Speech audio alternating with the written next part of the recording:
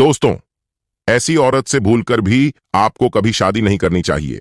नमस्कार दोस्तों, एक बार आपका फिर से धर्म आस्था यूट्यूब चैनल पर स्वागत है। दोस्तों, किसी भी औरत की यह एक चीज देखकर ही उससे विवाह करना चाहिए, अन्यथा अनर्थ हो सकता है, पुरुष के जीवन का विनाश हो सकता है।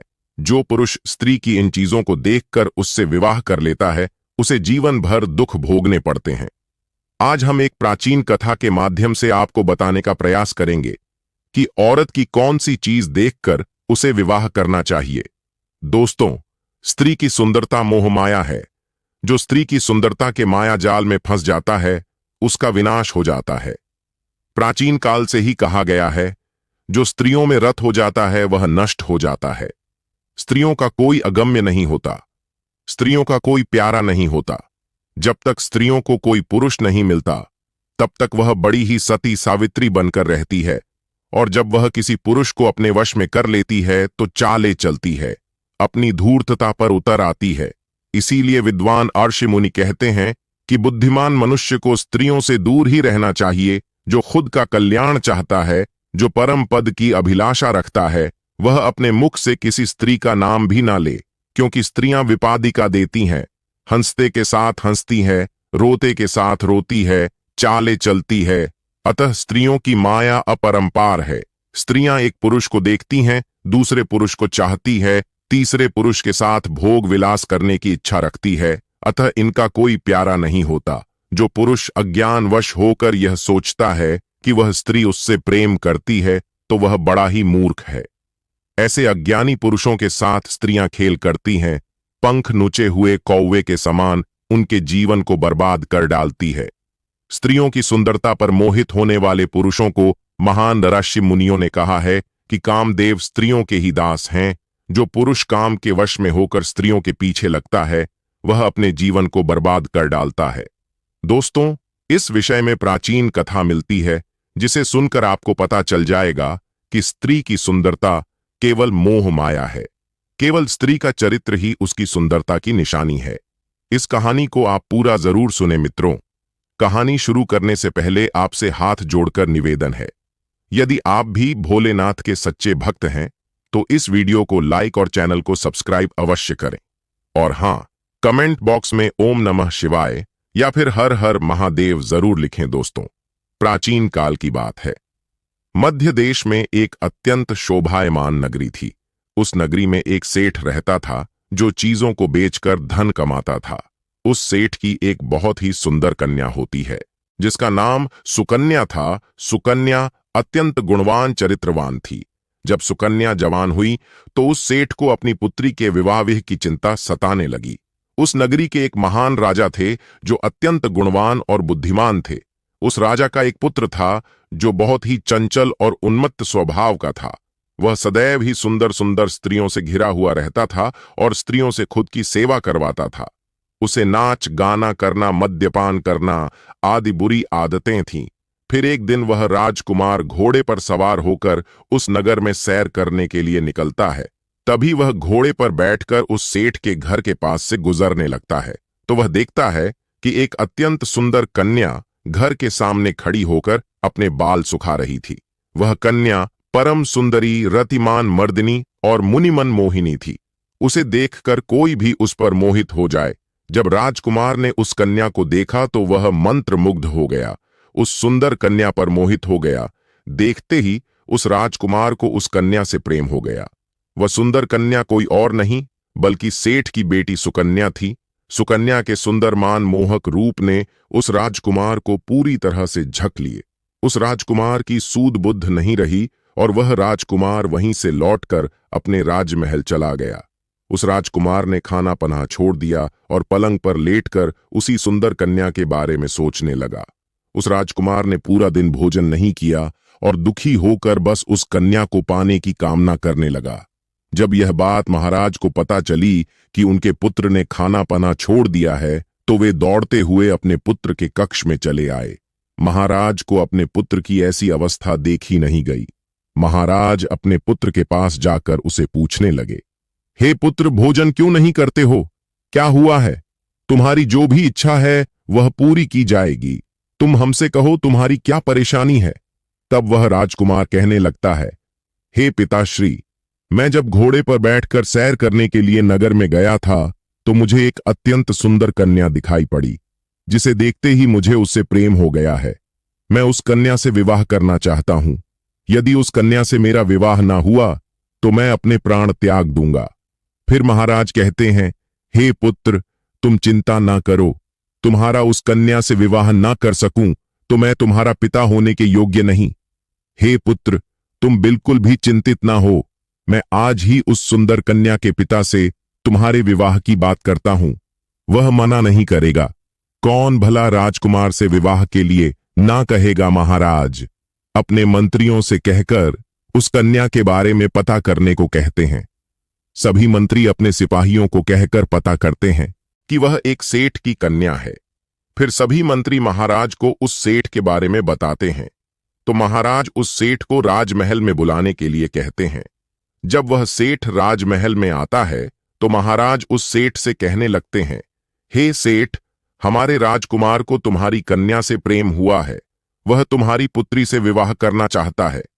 यह बात सुनते ही वह सेठ बहुत प्रसन्न हुआ और कहने लगा, हे महाराज, यह तो मेरा सौभाग्य है कि राजकुमार को मेरी पुत्री पसंद आई है। मेरे लिए यह बड़ी खुशी की बात है।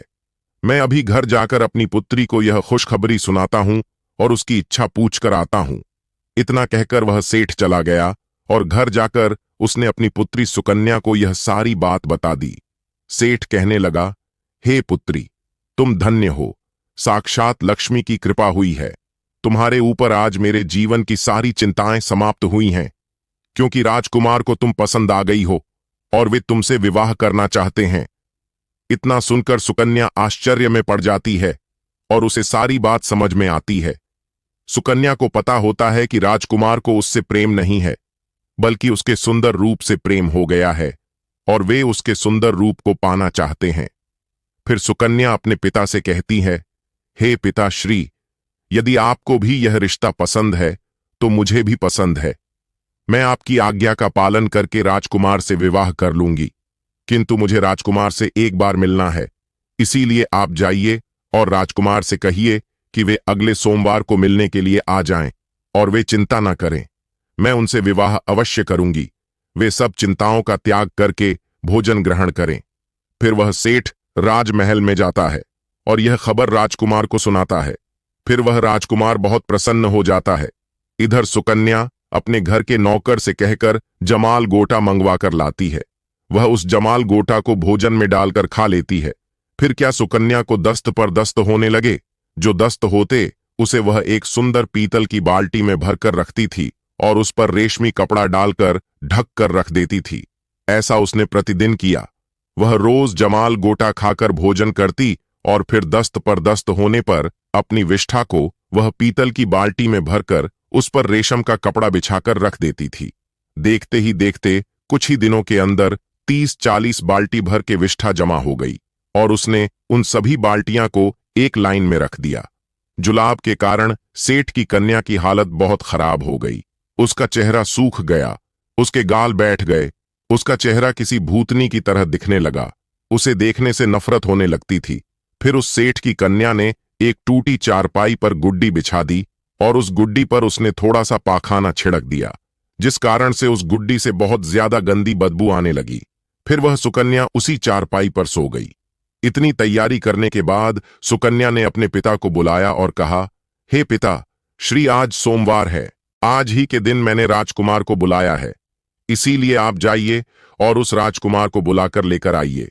फिर वह सेठ राजमहल जाता है और बड़े प्रेम से उस राजकुमार को प्रार्थना करने लगता है, हे राजकुमार, आज ही के दिन मेरी पुत्री ने आपको मिलने के लिए बुलाया था। कृपया आप हमारे साथ चलिए। वह राजकुमार तैयार होकर ही बैठा था। वह बड़ी बेसब्र से इस दिन का इंतजार कर रहा था। वह उस सेठ की कन्या से मिलने के सपने देख रहा था। अब उसका मन बेचैन था और वह शीघ्रता से उस सेठ की कन्या से मिलकर उसे बाहों में भरना चाहता था, उस पर प्यार लुटाना चाहता था। उस राजकुमार के मन में सुकन्या का रूप झलक रहा था। वह बार बार सुकन्या के सुंदर रूप को याद करके प्रसन्न होने लगा था। वह उसे आलिंगन देने की कल्पना भी कर रहा था। फिर वह राजकुमार उस सेठ के साथ उसके घर पर जाता है वहां उस सेठ की पुत्री सुकन्या राजकुमार का इंतजार कर रही होती है। जैसे ही राजकुमार उस सेठ के घर में घुसता है तो उसे बहुत ही गंदी बदबू आने लगती है। उस गंदी बदबू से उसका दिमाग सचढ़ने लगा, लेकिन उसे सुकन्या से बहुत प्रेम था, इसीलिए वह चुप रहा और कुछ ना बोला। वह अपनी नाक पर हाथ रखकर घर के अंदर चलने लगा और वह उस पलंग के पास जा पहुंचा जहां पर वह सुकन्या लेटी हुई थी। जैसे ही राजकुमार ने सुकन्या को देखा, उसके पैरों के नीचे की जमीन खिसक गई, उसके पसीने छूटने लगे। सुकन्या का भूतनी जैसा रूप देखकर वह राजकुमार एकदम से घबरा गया। फिर वह सुकन्या पड़े पड़े ही बोली, राजकुमार, आप आ गए। अगर आपको मुझसे प्रेम है तो मैं आपकी सेवा में मौजूद हूं। आपकी जो इच्छा है वह आप कीजिए। मैं आपसे विवाह करने के लिए तैयार हूं। किंतु अगर आपको मेरी सुंदरता से प्रेम है तो वह देखिए, उन पीतल की बाल्टियां में मेरी सुंदरता भरी हुई है, आप उसे ले लीजिए।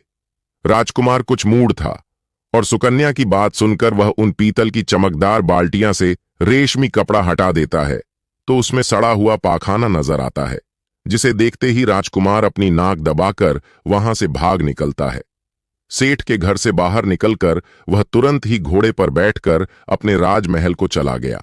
वहां पहुंचकर उसने चैन की सांस ली।